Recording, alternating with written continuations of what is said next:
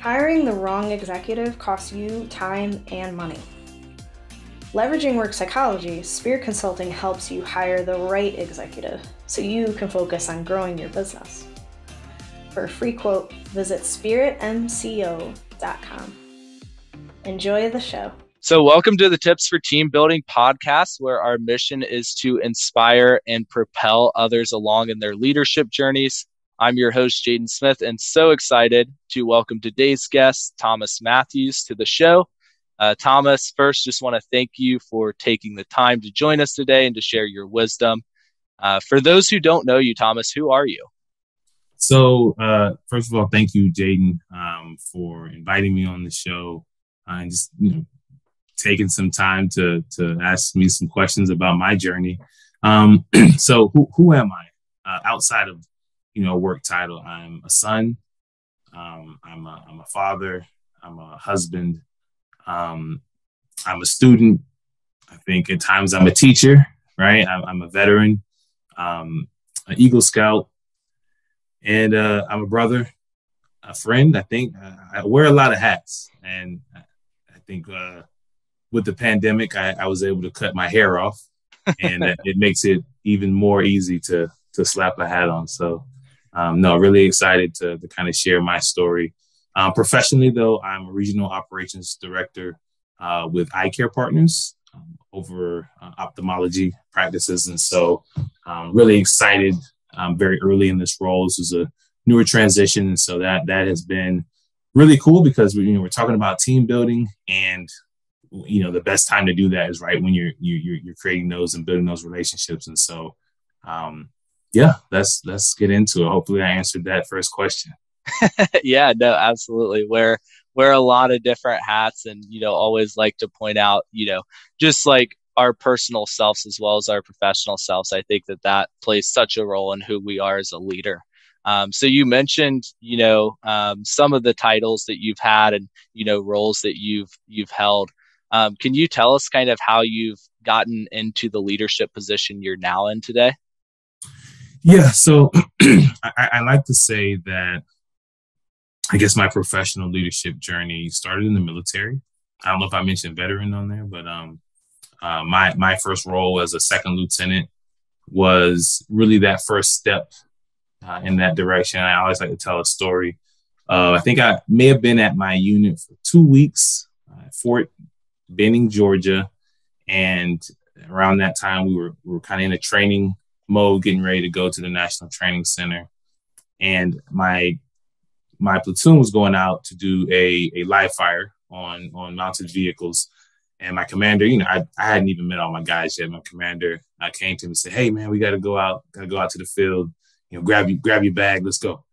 Humvee's getting ready in the front. So, okay, all right. I grab my stuff, get my gear on.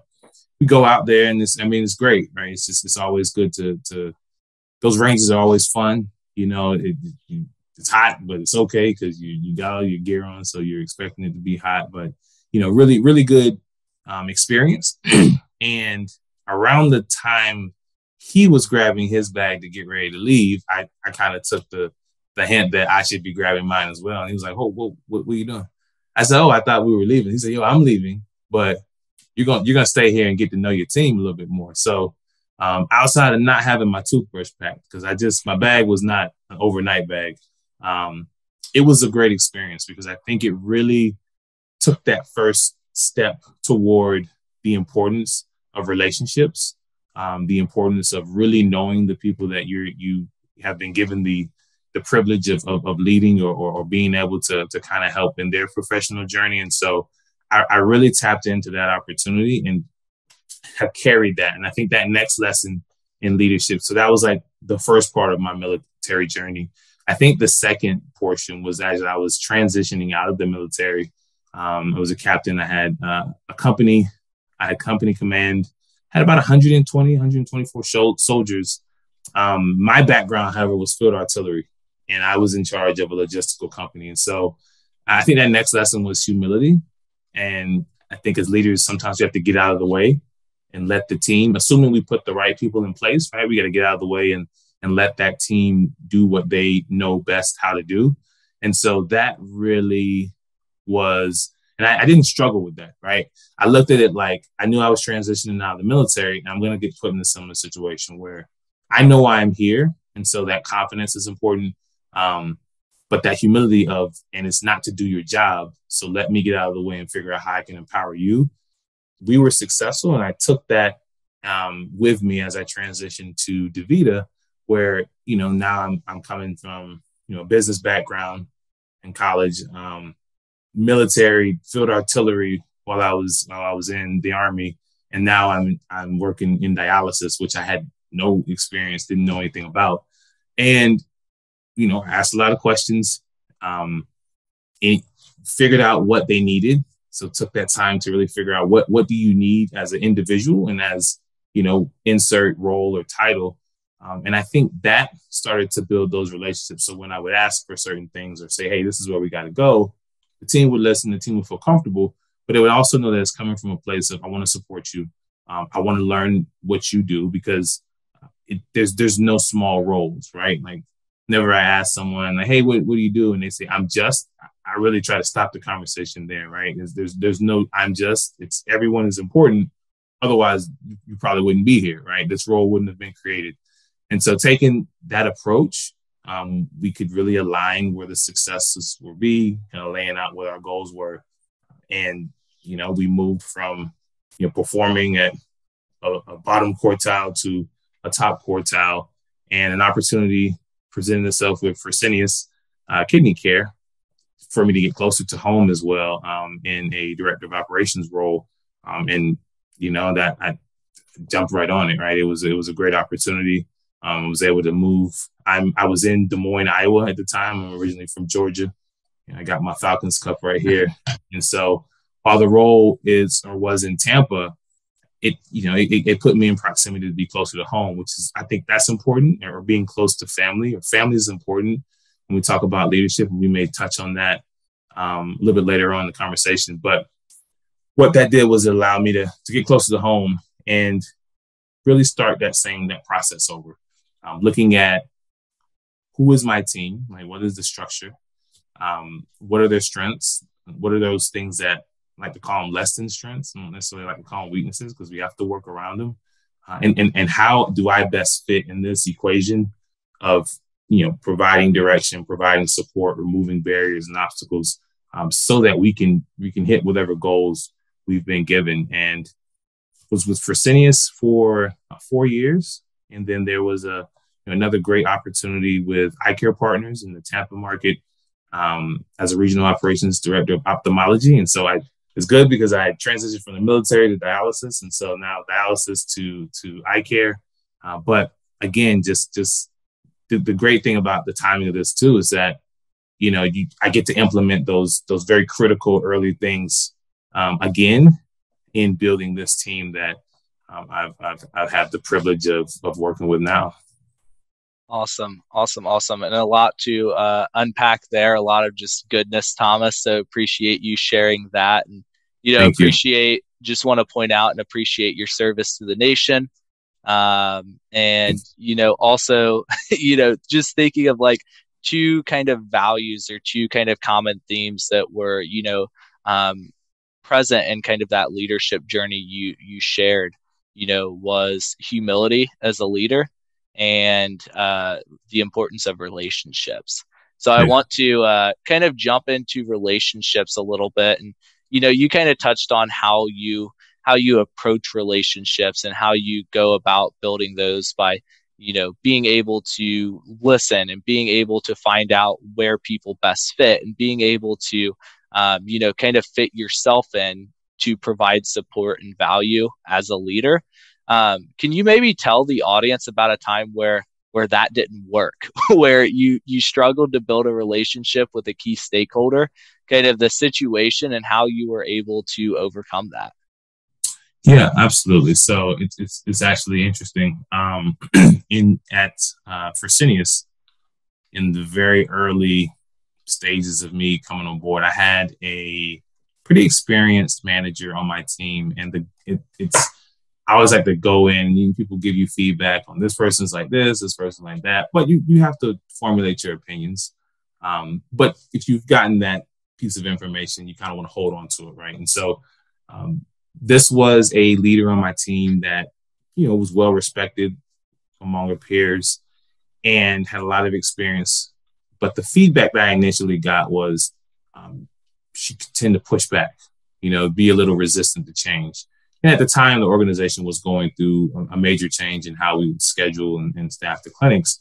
And so in that initial conversation, because I did conversations with each one of my managers, just kind of laying out expectations for me, but also the expectations that I had for them, but also the expectations that they could have for me, and if they wanted to set any other ones. I think it's really important to have that balance, because if I go in and say, well, I expect this, this, and this, but then don't give them the opportunity to tell me what they expect from me as their leader, then already there's a dynamic there where we're not working together, right? And so in those conversations, I love to be transparent, and I shared that feedback, and it's interesting because I think for me, I'm like, hey, this is good.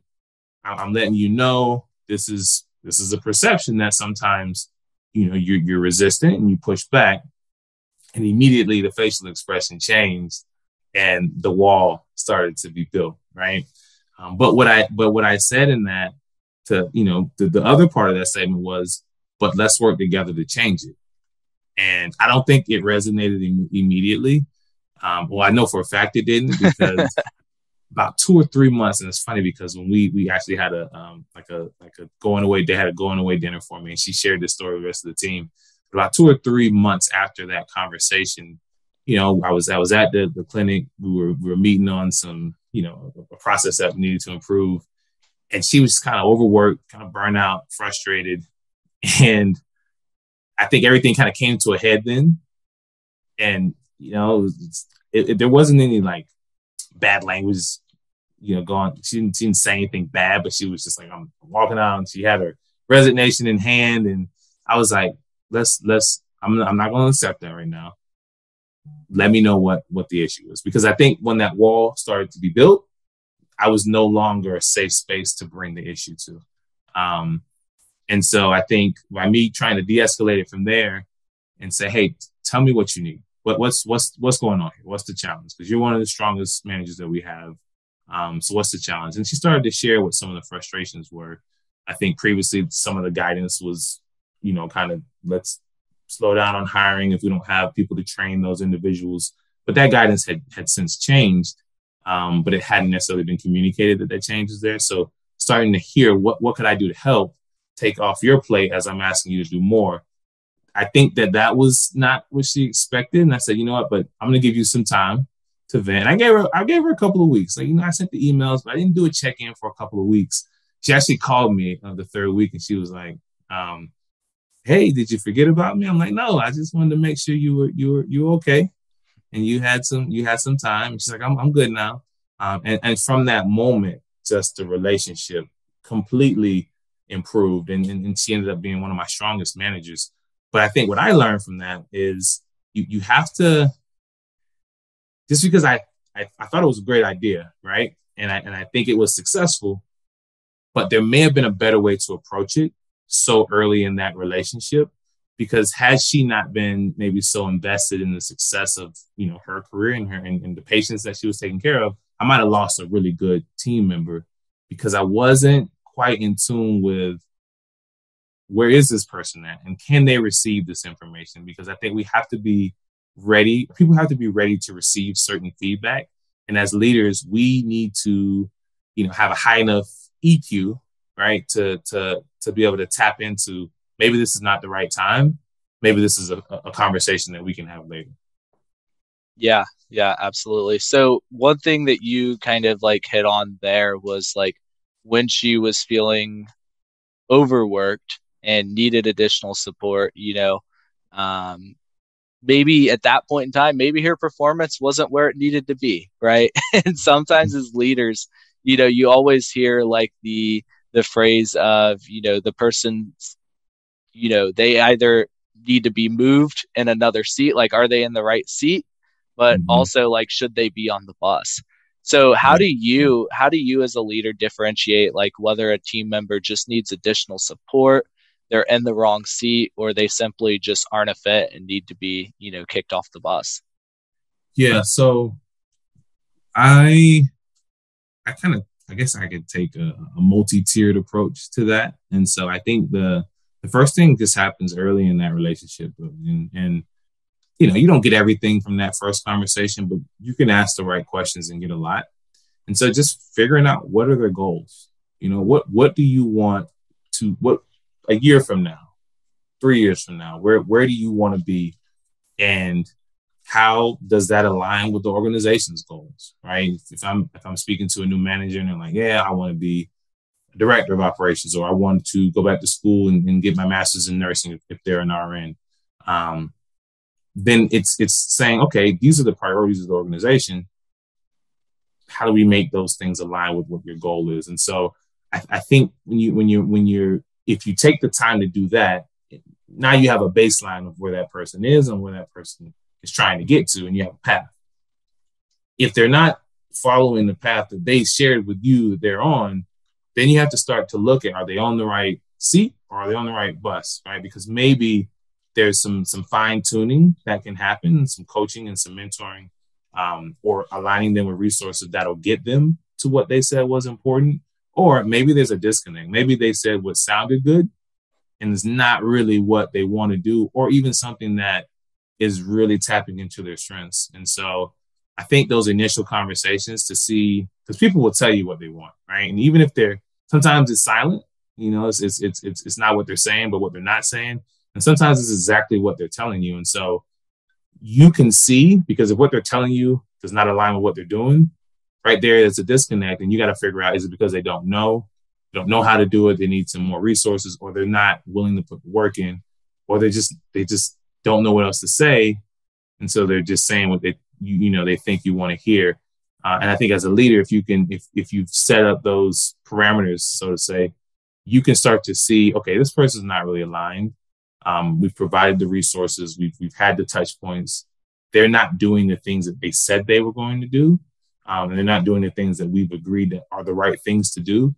And so they may need to move in a role that that's a better fit for their strengths, or maybe that role is outside the organization doing something else. But I think when you take that approach, it's a personal approach, but making those decisions where you have to remove someone from the organization, it shouldn't, I always say, it shouldn't feel personal. I shouldn't be mad at you, right? Because there's decisions that you made that led to this. And it's not vindictive. It's not spiteful that I'm mad now, you got to go. It's, okay, this didn't work out. Let's figure out what's the best fit for you. Have you been feeling unfulfilled? You want to be happy, but just continue to struggle. One of the best ways to experience joy is by caring for the homeless. A charity I've grown to love, River of Light, food rescues 1 million meals per year for the needy in Chicago. Imagine how that makes you feel, knowing that you're helping feed children and veterans. To make a tax-deductible donation, visit riveroflightchicago.org.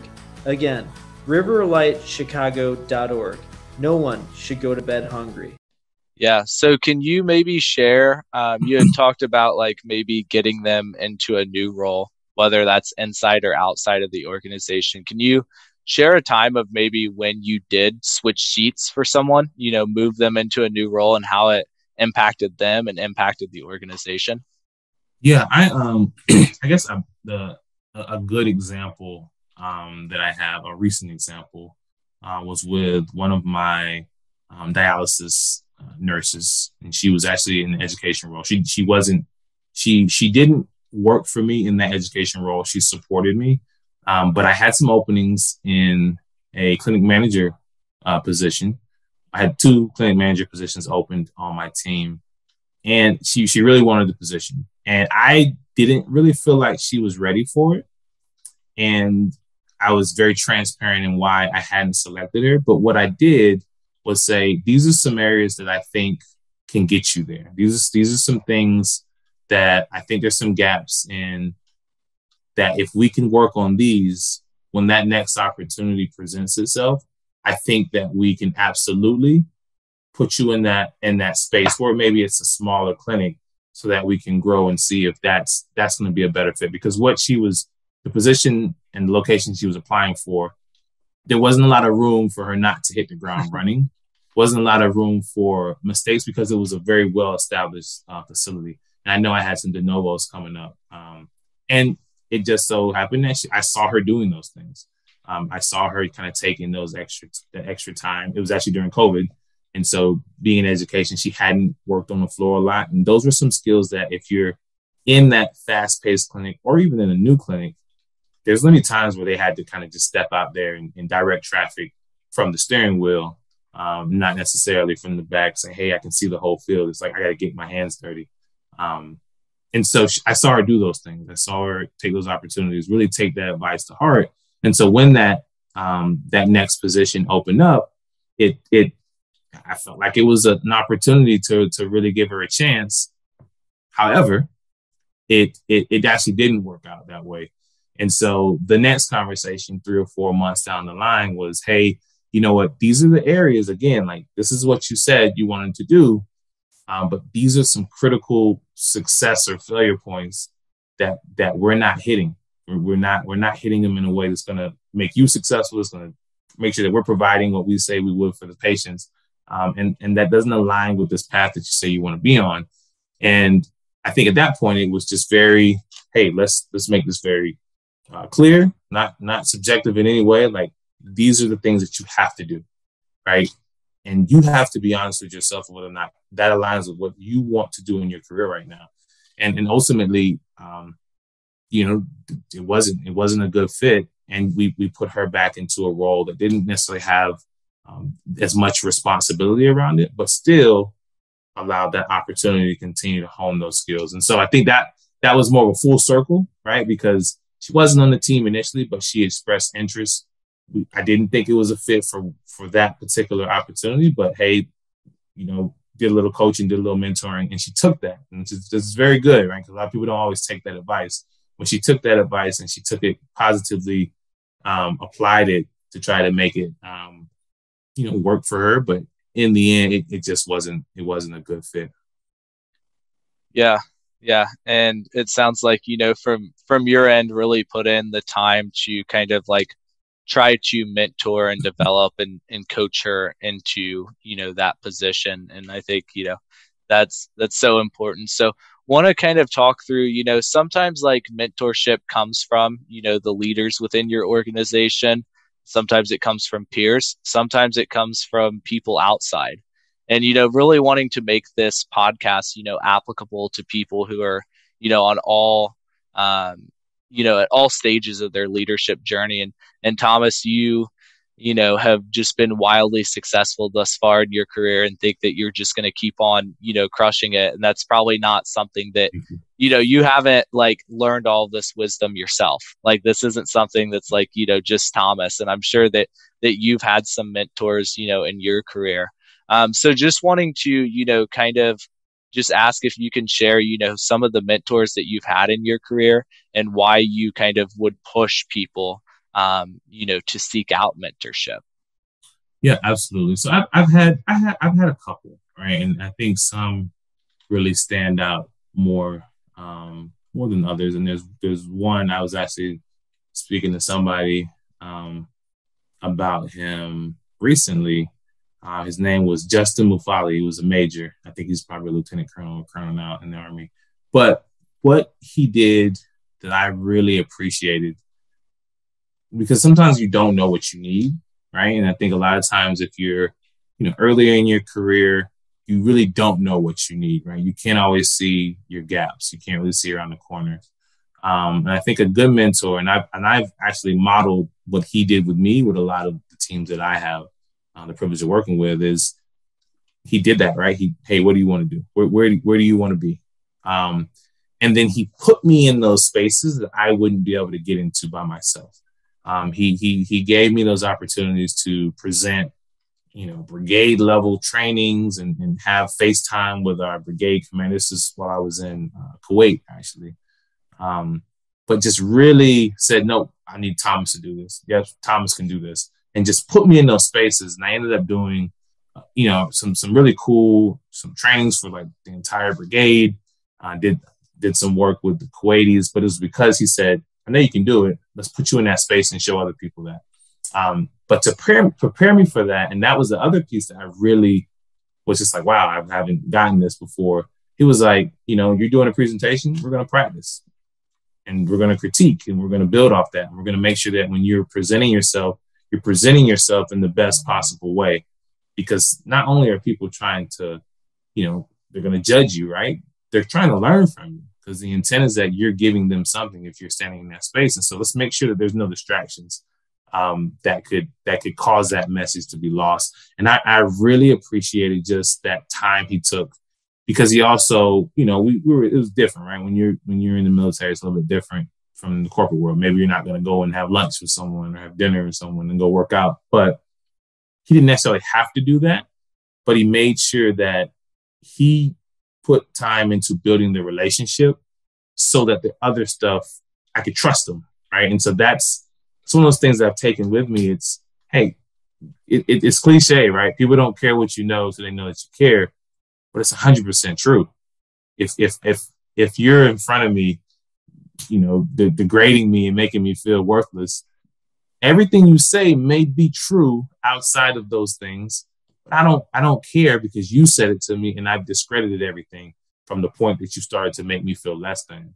And so I think that it's really important not to even get there, right? It's build that person up, show them that, hey, I see there's some opportunity here, and then really investing in their success. And of course they have to want it, right? It's not just you don't just drive the train, like you have to want it. But that was one that has always stuck with me, and I've really taken a lot of those examples. And then I think it's really telling when people, I think, see something in you that's similar, or they can see a similar experience. And I remember when I first started with Fresenius, I was at my first meeting, and there was a gentleman, and being transparent, right? As an African American, I don't always see someone else that looks like me in the room. And it happens that there was a group vice president in the room named Warren Johnson. And I think he recognized that face of, I'm excited, but like, I don't really know what's going on, because this is my first time with the team. And really just, he would check in with me. He would call me and then always he called at the right times to see how are things going. What can I do for you? Just calling to check in. And I talk to Warren as much as possible, right? Because I know I can gain so much. And so I think the other piece is it's important to look around the room. And it doesn't have, doesn't have to be someone who's the same race or the same sex or the same gender or whatever, but someone who you can say, hey, I see that, I recognize that face, because we all got that face of, this is new, it's exciting, but I don't really know.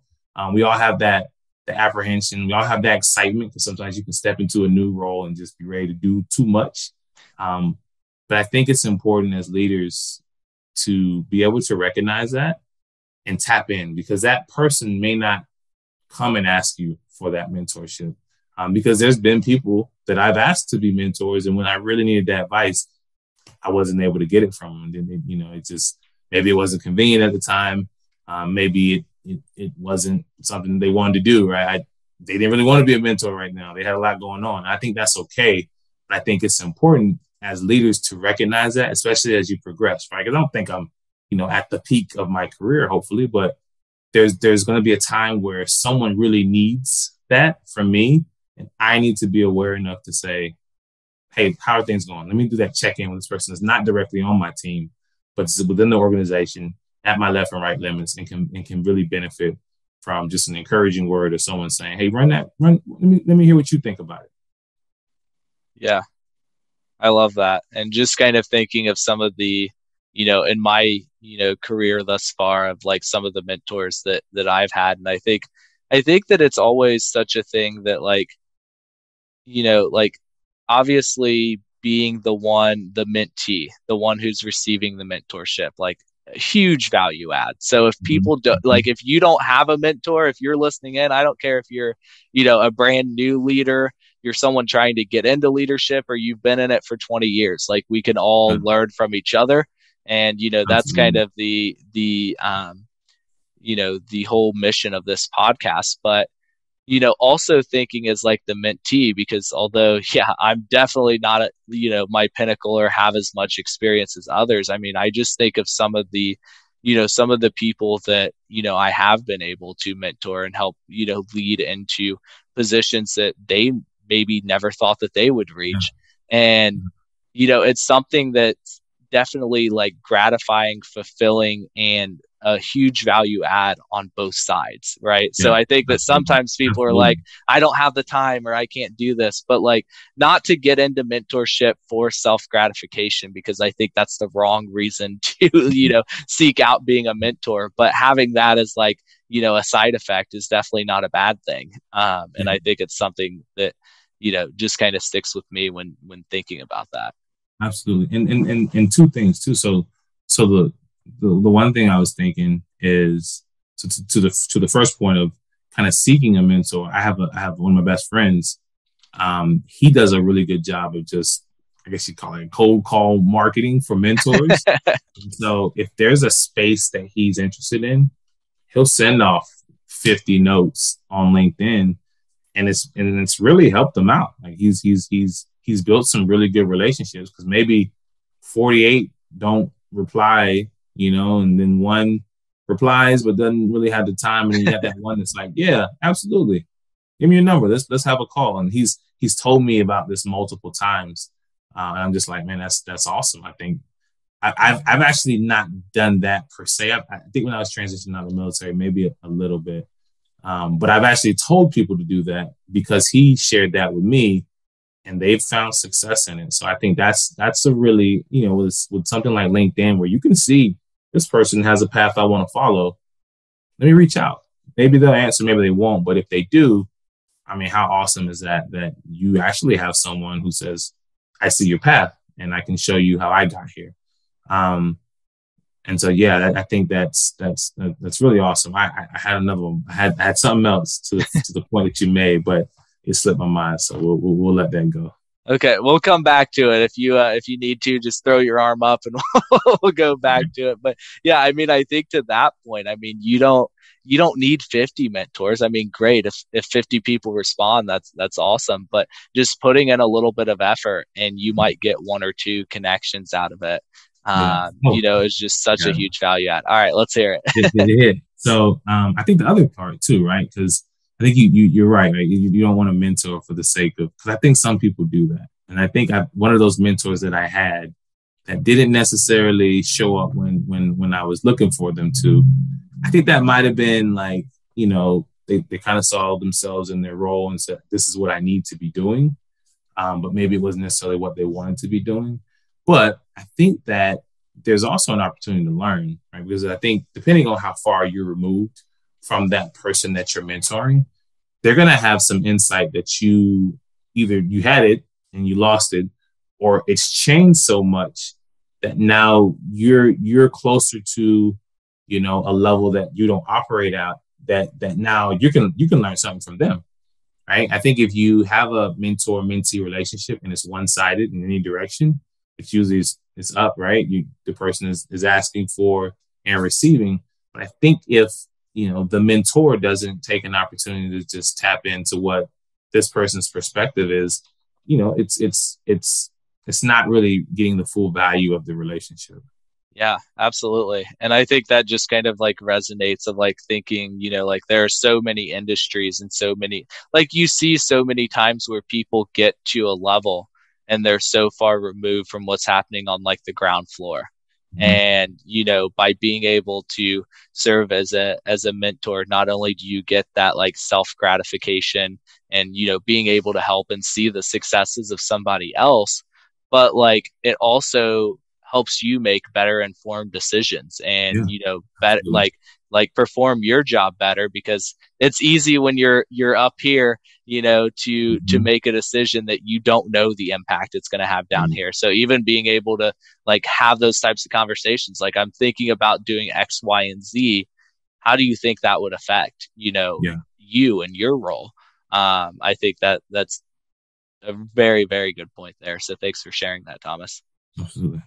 So in kind of thinking about that, I mean, I think that would help that mentor in that situation, like continue to develop and grow themselves as a leader. What are some other strategies that you have taken, Thomas, to continue to develop, grow, and polish yourself as a leader? Yeah. So it's funny. I don't know if I should say it. I always say I don't like school, but I love learning, and it doesn't make a lot of sense because I'm working on my second master's now. But I love to learn. I don't think you need a master's. I don't think you need certificates. I think where we are now, just in 2022, you got LinkedIn Learning. You have, you have, there's so much access we have to information.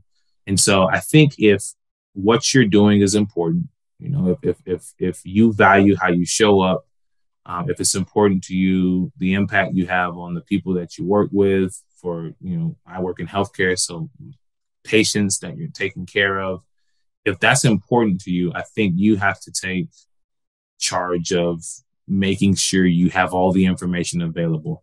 And so for me personally, I have a lot of different avenues of ensuring that I'm meeting those things I just said. And so I think the first thing is I'll go to school. I was blessed to have the GI Bill. And so I was able to get my initial undergrad education at South Carolina State University. I got my bachelor's in marketing. I got it on an ROTC scholarship. Went into the military, got the GI Bill, paid for my MBA from University of South Florida. And currently I graduate in May of 2023. A master's in healthcare leadership from Brown University, and haven't had to pay for any of them, thanks to that time in the military.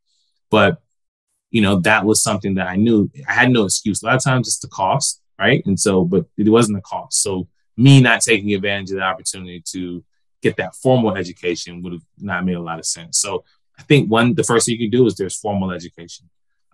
There's a lot of certifications that you can get to really streamline your approach and become an expert, right? Because masters, they give you a wide understanding, but those certifications, they give you those expert skills sometimes that really makes you a value and an asset to an organization. So those are some of the more formal approaches.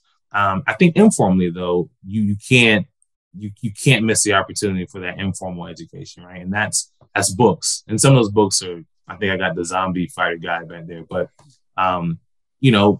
books, I love to flip through, you got podcasts, right? As a way to just make yourself more informed about the things that are important to you. And then you have your peers, you have your professionals, your professional, associates, and then you have your friends. I've been blessed. My two best friends, we went to South Carolina State together, went into the military because we all met in ROTC. Actually, all worked at DeVita at one point. Two of us worked at Fresenius, and now we're kind of spread out. But I'm in EyeCare, and one of the guys is in EyeCare too. And so that is just it's not like a normal path, but it's normal for us, right? And so, saying, hey, what do you think about this? And really having someone that you can talk to and kind of, throw ideas back and forth on different things that you may be dealing with, that makes you, again, more proficient, more skilled in what you're doing. And then inside your organization, kind of going back to that humility. I've been blessed to be in the healthcare space and help people, but that wasn't my initial background. I've worked with people who, had a clinical background. Never hesitated to say, hey, I don't understand this. Can you explain it to me? Because if my ego doesn't allow me to ask, it's not Thomas that looks bad. It's the patient that feels the impact. It's the team that's taking care of the patient that can't do their job effectively because I'm telling them to do something that doesn't make sense clinically. And so I think that you absolutely, if you have the opportunity, formal education is great. Whether it's schools, whether it's certifications, whether it's just a weekend training, that's really important. Take the opportunity. But informal education is probably more important because it's so accessible. You got podcasts. You have audiobooks. I drive a lot. Audiobooks are my favorite. I'll buy the book and then get the audiobook and just say, I read that. I don't know if that's cheating or not, but there's so much available. And then there's those relationship learning, right? Call the person you know, hey, because that may be a friendship that's built because you said, hey, I don't really understand this. Can you explain it? And now it's a safe place. You've empowered that person to be able to help you. And, you know, there's motivation when you help people, right? So now it's a safe space for you to reach out. And I know I'm long-winded half the time, but one of the really good relationships I formed at Fresenius was with one of the directors who was an RN by background. And initially it was kind of one-sided. I would go and hey, teach me about this. I want to understand this better. And she'd set out 30 minutes to an hour. And I think because I came very open to learn. When she had something that I could help with, she started to call me. And we just became thought partners in a lot of things that we would have to deal with. And I noticed that when it shifted, it was like, it's not one-sided anymore. There's value in this relationship. And had I not maybe raised my hand and say, hey, I don't understand this. You're doing this really well. That might not have happened. So relationships, formal education, and informal education. Yeah, and we're back to those values of humility and relationships, and I just think that that's so incredible. I mean, I think that, you know, I could speak to the value, you know, also made. I know that you and I were having a prep session for this podcast, and I was like, hey, Thomas, like, I just need to rack your brain on something real quick. Like, can we talk about this? And just like being able to bounce ideas off people that, you know, not necessarily even that mentor-mentee relationship, but just those people you call friends and colleagues as well. Absolutely. It's just so, you know, great. So, Thomas, we've had so much great conversation here and so much, you know, fruitful, you know, information for our audience. If anybody in the audience today is inspired by your leadership journey, your approach, or, you know, wants to, you know, build those types of relationships and networking, you know, to help them grow and develop as a leader, how can they reach out to you? Yeah. LinkedIn Messenger. I'll answer it. I'm not great at my personal email. So no one wants to go there. That place is, you'll never get out alive, but definitely LinkedIn Messenger. I try to be super responsive. You know, sometimes you get people who are offering to sell something that I have no way to how, but I even try to respond like, hey, no, thank you. But absolutely, I would love to share little information that I have. I definitely don't know it all. I could very well tell you something wrong, but I'm available there. I mean, that's the best way to really to get in touch. Awesome. And we'll include your LinkedIn profile in the show notes so that anybody can, you know, access that pretty easily. Thomas, just want to say thanks again so much for serving as a guest on the podcast today, where our mission is to inspire and propel others along on their leadership journeys. Really enjoyed just the opportunity to reconnect with you and share your wisdom with our audience. So thank you so much, Thomas, and can't wait to see how this inspires others. Jaden, thank you. I hope it inspires. And if not, I hope you edit those parts out. Thanks for tuning in to the Tips for Team Building podcast, where we propel others along in their leadership journeys. If you enjoyed the show, would you please subscribe and leave a review wherever you listened? You can also visit www.spiritmco.com to find out more about how Spirit Consulting inspires virtuous leadership. We'll see you next time.